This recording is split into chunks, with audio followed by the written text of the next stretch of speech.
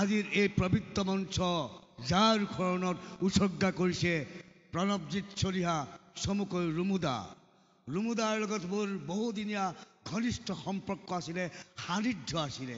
আৰু ৰুমুদাই মোক এই বৰ্ডিং ফিল্ডলৈ লৈ আহিছিলে কেইবাবাৰো কেন্দ্ৰীয় বিহুত অভিনয় কৰিবলৈ, অভিনয়ৰ ৰস পিলাবলৈ। আৰু সেইজন জাতীয় সত্তাৰ সংগ্ৰামী সাহসী সিংহ পুৰুষৰ এই পবিত্ৰ মঞ্চত থিয় হ'বলৈ পাই মই নিজকে সুখী আৰু গৌৰৱ অনুভৱ কৰিছোঁ। আৰু শেহতীয়াভাৱে হ'লেও ৰঙালী বিহুৰ শুভকামনা জনাইছোঁ শিৱসাগৰবাসী ৰাইজক।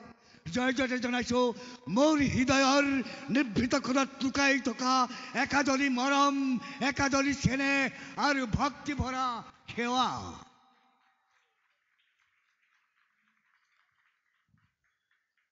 হে মোৰ হিয়াৰ আমঠু ৰাইজ, মোৰ চেনেহৰ ৰাইজ, মোৰ আদৰৰ ৰাইজ, মই যদি কথা কওঁতে ক'ৰবাত অজানিতভাৱে অনিচ্ছাকৃতভাৱে ভুল ভ্ৰান্তি ৰৈ যায়, তেতিয়াহ'লে আপোনালোকে আপোনালোকৰ সন্তান বুলি ক্ষমা কৰিব, আপোনালোকে আপোনালোকৰ নাতিনীয়েক বুলি ক্ষমা কৰিব, আপোনালোকে আপোনালোকৰ ভাগিনীয়েক বুলি ক্ষমা কৰিব, আপোনালোকে আপোনালোকৰ ভতিজাক বুলি ক্ষমা কৰিব, আপোনালোকে আপোনালোকৰ মোমায়েক বুলি ক্ষমা কৰিব, আপোনালোকে আপোনালোকৰ দদায়েক বুলি ক্ষমা কৰিব, আপোনালোকে আপোনালোকৰ গিৰিয়েক বুলি ক্ষমা কৰিব। চৰি ভুলতে মিষ্টেক হৈ গৈছে। কমেডিয়ান মানুহ যে শ্লিপ অফ টাং ডাইডোক মৰিখন কৰিব। ভাল লাগিছে, সেই বোৱাৰীজনীয়ে বৰ ধুনীয়া হাঁহি মাৰিছে।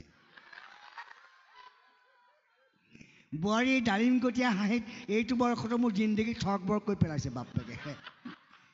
পিছে বোৱাৰী, তোমাৰ মানুহজনক মই চিনি পাওঁ নহয়। এনেকুৱা মুকলি অনুষ্ঠানত নিজৰ মানুহজনক কাষত বহুৱাই ৰাখিব লাগে। এইকাৰণে কৈছোঁ, তোমাৰ মানুহজনে ইয়াত তোমাক বহুৱাই থৈ কি কৰিছে জানা? সেইখিনি পাণ দোকান এখনত বেলেগ এজনী ছোৱালীক মিঠা পাণ খুৱাই আছে। ঘৰত গৈ কাজিয়া কৰিব নালাগে। আজি বহাগৰ বতৰ, কুলি কেতেকীয়ে মতাৰ বতৰ, নাচনীৰ নেঘেৰি খোপাত কপৌ ফুল গুজি দিয়াৰ বতৰ, বাহুৱাল ডেকাৰ ঢোলৰ চপলত নাচনীয়ে তাকুৰি ঘূৰাৰ বতৰ। এই আপাততে অকণমান চিকুটি জোকাবলৈ প্ৰয়াস কৰিলোঁ। দাইদেউ নধৰিবা দেই বোৱাৰী।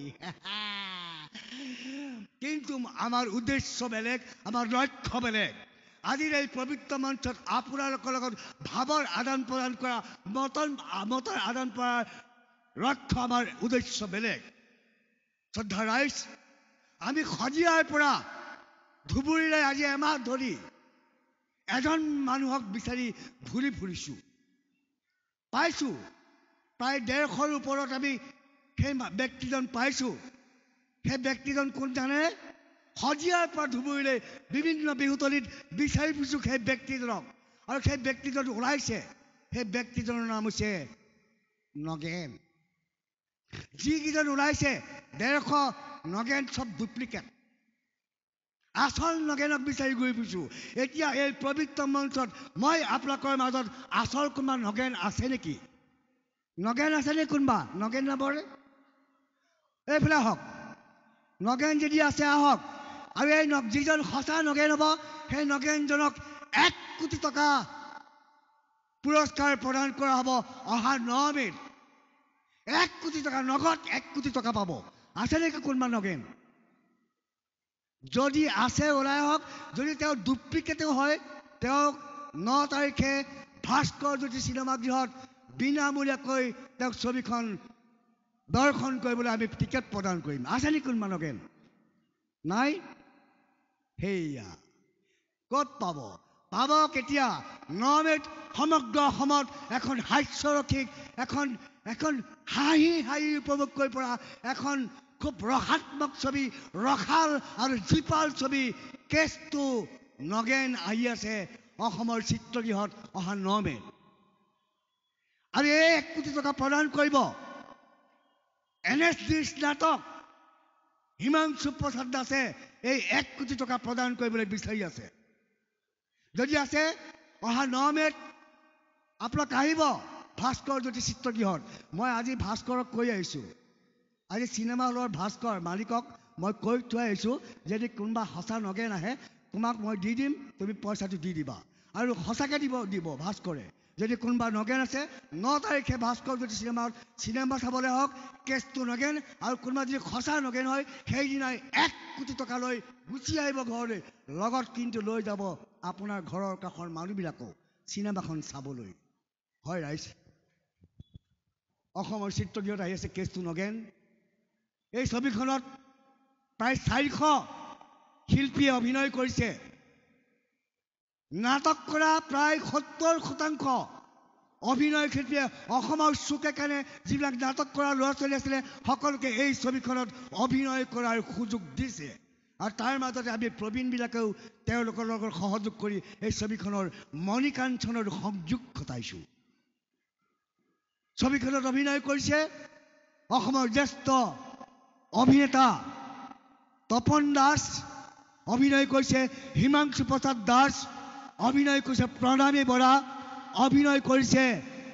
আমাৰ মৰমৰ অনামিকা শৰণীয়া এটা উল্লেখযোগ্য চৰিত্ৰত অভিনয় কৰিছে আৰু এইখিনিতে মই পৰিচয় কৰাই দিওঁ এজন শক্তিশালী অভিনেতা অতনু মহন্ত তেওঁ NSDৰ ছিকিমৰ পৰা স্নাতক হৈ আহিছে আৰু এতিয়া অভিনয়ৰ ক্ষেত্ৰত জঁপিয়াই পৰিছে আপোনালোকে কেছটো নগেন চালে গম পাব এওঁ কেনেকুৱা দুৰ্দান্ত অভিনয় কৰিছে তোমাৰ নাম কি তোমাৰ নামটো কি এনে মোৰ নাম নগেন চাৰ্টিফিকেটত এনেই নকবা দেই তুমি কিয় পিছে বিদ্যা কৈছোঁ চাৰ্টিফিকেটত মোৰ নাম নগেন তনো মই হেৰিতহে কৰোঁ তুমি আধাৰ কাৰ্ডত দেখুৱাব পাৰিবা আধাৰ কাৰ্ড দেখুৱাব পাৰিবা আধাৰ কাৰ্ড দেখুৱাব পাৰিম মই সঁচা কৈছোঁ মোৰ নাম নগেন বাৰ্থ চাৰ্টিফিকেট দেখুৱাব পাৰিবা আপুনি যে 1 কোটি টকাটো দিম বুলি ক'লে সেইটো মোৰ আচলতে আমি এনেহে সেইটো কৰি আছোঁ তোমাকতো চেহেৰা পাতে নগেন যেন লগা নাই নগেনক চেহেৰাত নাযাব নগেনৰ পথাত যাব আৰু প্ৰুফত যাব চাৰ্টিফিকেট আছে মোৰ লগত নহয় তোমাক নগেন নহয় তুমি খগেনহে যেন পাইছোঁ এই নহয় নগেন মই ৰাইজক সুধিছোঁ হা কাৰণ গাঁওখনৰ শিক্ষিত মোৰ এটা বিশ্বাস আছে যে শিক্ষিত মানুহে কেতিয়াও মিছা কথা নকয় আৰু যিখন গাঁৱৰ ছাৰে কথা কৈ আছে সেইখন গাঁৱৰ আটাইতকৈ শিক্ষিত ব্যক্তি মই যিয়ে 4ৰ্থ শ্ৰেণীলৈকে পঢ়া তেতিয়াহ'লে মই কেতিয়াও মিছা কথা ক'ব নোৱাৰোঁ আৰু মোৰ লগত প্ৰুফ আছে আৰু ছাৰৰ লগত একো ধৰণৰ আপোনাৰ লগত কিবা প্ৰুফ আছে আপুনি যে 4ৰ্থ শ্ৰেণীলৈকে পঢ়া ল'ৰা এটা গাঁৱৰ শিক্ষিত ল'ৰা বুলি ক'ব পাৰে নেকি অলকদ্ধ বাপেক বাকৰ তেজ খোৱা এটা মহা অলকদ্ধ তাক কেনেকৈ আৰু এইগৰাকী এওঁ কম ডেঞ্জাৰাছ বস্তু নহয় দেই কি তোমাৰ কোনে কোন নগেন বুলি কৈছা তুমি মোৰ দেউতা নগেন এওঁ আকৌ দেউতাকো নগেন ওলালে সঁচা কথা মোৰ দেউতা নগেন কেনেকৈ দেউতা নগেন তোমাৰ দেউতা কেনেকৈ নগেন হ'ল মোৰ দেউতা সৰু থাকোঁতে ঢুকাল সেইকাৰণে তেখেতৰ নামটো আমাৰ গাঁৱত কোনেও নগেন বুলি নাজানে কিন্তু মোৰ দেউতাৰ নাম নগেন দেউতাৰ নাম নগেন ঢুকাই গ'ল মৰা মানুহক এই উপহাৰ দিয়া নহয় তুমি কেনচেল শ্ৰদ্ধা ৰাইজ আমি আমনি নকৰোঁ আমি কেছটো নগেনৰ পৰিয়ালৰ ফালৰ পৰা অসমৰ চলচ্চিত্ৰ উদ্যোগটোক শক্তিশালী আৰু জীপাল কৰিবলৈ আপোনালোকক বিনম্ৰ অনুৰোধ জনাইছোঁ আমাক বাচি থাকিবলৈ দিয়ক অসমীয়া চলচ্চিত্ৰ উদ্যোগটোৰ লগত জড়িত শিল্পী কলাকাৰসকলক বাচি থাকিবলৈ দিয়ক আপোনালোকৰ অবিহনে আমি বাচি থাকিব নোৱাৰোঁ চলচ্চিত্ৰ উদ্যোগ কেতিয়াও বাচি থাকিব নোৱাৰে এই চলচ্চিত্ৰ উদ্যোগটোক শক্তিশালী জীপাল আৰু ৰসাল ৰূপত উপনীত কৰিবলৈ হ'লে আপোনালোকৰ লাগিব আকুণ্ঠ মৰম আকুণ্ঠ চেনেহ আৰু আকুণ্ঠ আদৰ এই ছবিখন প্ৰত্যেকটো মুহূৰ্ততে সাপে মুঠ সলোৱাৰ দৰে ছবিৰ কাহিনীয়ে মুঠ সলাই গৈ থাকিব প্ৰত্যেক মুহূৰ্ততে ছাছপেন্স এখন সুন্দৰ ৰসাল ছবি মই আপোনালোকক এটা কথা 100% শুদ্ধ বুলি কওঁ মই জীৱনত প্ৰায় 3 কোটি 4খন ছবি কৰিছোঁ এই 3 কোটি 4খন ছবিৰ ভিতৰত মই আটাইতকৈ সোৱাদ পোৱা মিঠা পোৱা আমেজ পোৱা এটা পৃথক সোৱাদ পোৱা ছবিখনেই হৈছে কেছটো নগেন সদৌ শেষত আমি কেছটো নগেনৰ পৰিয়ালৰ ফালৰ পৰা বিদায় মাগিব খুজিছোঁ আৰু আপোনালোকৰ পৰা অকণমান এটা আশীৰ্বাদ বিচাৰিছোঁ মই এইবাৰ মঞ্চৰ পৰাই ক'ম কেছটো আৰু আপোনালোকে নগেন বুলি ক'বনে বাৰু দৰ্শকৰ ফালৰ পৰা যদি বেয়া নাপায় নগেন বুলি এবাৰ কৈ দিবচোন দেই কেছটো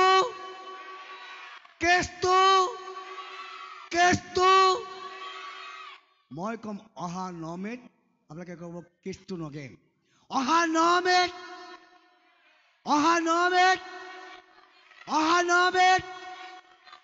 ধন্যবাদ আপোনালোকৰ আশীৰ্বাদ শিৰত লৈ আজি আমাৰ এই প্ৰচাৰ কাৰ্য ইমানতে সামৰণি পৰিলোঁ আৰু লগতে আজিৰ এই গোটেই ৰাতিটো এই মঞ্চ জীপাল হৈ উঠক, ৰসাল হৈ উঠক, ৰঙীন হৈ উঠক, তাকেই ভগৱন্ত প্ৰভুৰ ওচৰত একান্তভাৱে প্ৰাৰ্থনা জনাই আপোনালোকৰ পৰা মেৰানি মাগিলোঁ। ধন্যবাদ। তোমাক কিবা গাৰ্লফ্ৰেণ্ডে বেয়া পায় বা? আচ্ছা, চুমা দিয়াৰ আগতে মই যিহেতু এজন কমেডিয়ান মানুহ, আপোনালোকক এটা প্ৰশ্ন কৰি মই বিদায় মাগিম। ল'ৰা ছোৱালীবিলাকৰ ইলু ইলু হয় নাই বাৰু? ইয়াত আছে বহুতৰ ইলু ইলু আছে, ইয়াত বহি থকা বহুতৰ ইলু ইলু আছে, আই লাভ ইউ আছে। কিন্তু এই আই লাভ ইউ কেতিয়াবা ঘাট প্ৰতিঘাত সংঘাতৰ মাজত বেকআপ হৈ যায়, আৰু এই বেকআপ অতিক্ৰম কৰি কেতিয়াবা বিয়া বাৰু হৈ যায়। বিয়া বাৰু হোৱাৰ পিছত 2-3 বছৰৰ পিছত গিৰিয়েক ঘৈণীয়েকৰ মাজত মতানৈক্য হৈ বিবাহ বিচ্ছেদো হয়, ডিভোৰ্চ হয়। এতিয়া মই আচল প্ৰশ্নলৈ আহোঁ। বিশ্ব ব্ৰহ্মাণ্ডত এইখন পৃথিৱীত প্ৰথম বিবাহ বিচ্ছেদিত দম্পতি কোন? মই আপোনালোকৰ মাজলৈ গৈছোঁ। বৰ্তমান পৃথিৱীৰ প্ৰথম বিবাহ বিচ্ছেদিত দম্পতি হাল কোন? বাইদেউ আপোনাক সুধিছোঁ।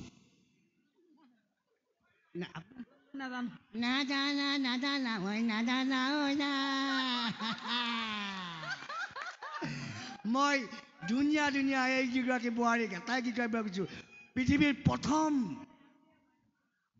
ডিভোৰ্চ হোৱা হাজবেণ্ড এণ্ড ৱাইফ হালৰ নাম কি? প্ৰথম বিবাহ বিচ্ছিত দম্পতি হালৰ নাম কি বাৰু? পৃথিৱীৰ প্ৰথম নাজানা। এই জহনী জাতিজনী ইমান ধুনীয়া হাঁহি মাৰিছে, কলিজা খাই দিব দেই। বাপে বা, মোক পগলা কৰি পেলাইছে বাপেকে। বাৰু মই বেছি দীঘলীয়া নকৰোঁ, মই কৈছোঁ শুদ্ধ উত্তৰটো। প্ৰথম পৃথিৱীৰ বিবাহ বিচ্ছেদিত দম্পতি হালৰ নাম হৈছে ৰামচন্দ্ৰ আৰু সীতা। লংকাৰ পৰা যেতিয়া ৰামে সীতাক উদ্ধাৰ কৰি আনিলে, কিন্তু সীতাৰ ওপৰত বিশ্বাস নহ'ল, অগ্নি পৰীক্ষা কৰিলে, আৰু সেই দুখতে সীতা গুচি গ'ল। ৰামক এৰি থৈ বিবাহ বিচ্ছিত হ'ল। হয়নে বাৰু? সৰুখন আকৌ এবাৰ ক'ব, কেছটো শুভৰাত্ৰি। ধন্যবাদ।